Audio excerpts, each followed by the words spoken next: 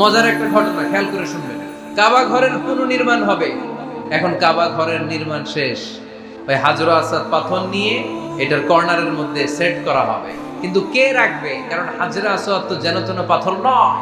মক্কার 4 নেতা বলে এই সম্মান আমরা হাতছাড়া করতে চাই না, কেউ এই পাথরে হাত দিতে পারবে না, কেউ মীমাংসায় যেতে পারে না। এক মুরব্বী বলে, থাক আজকের জন্য এখানেই সবার মুলতবি, আগামী দিনে এই মসজিদুল হারামের দরজা দিয়ে প্রথম যে ঢুকবে সে সিদ্ধান্ত দিবে।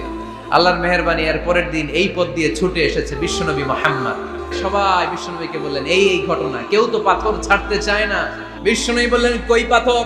জান্নাতারে বললেন, ও জান্নাতা, কাপড়ের 4 কর্নারে তোমরা ধরো। বিশ্বনবী নিজ হাতে পাথরটা নিয়ে কাপড়ের মাঝখানে রেখে দিলেন। এবার বিশ্বনবী আগে আগে যায়, কাবার কাছে যে বিশ্বনবী আবার নিজ হাতে পাথরটা তুললেন, আবার নিজ হাতে কাবার ভেতরে রেখে দিলেন। পড়েন সুবহানাল্লাহ।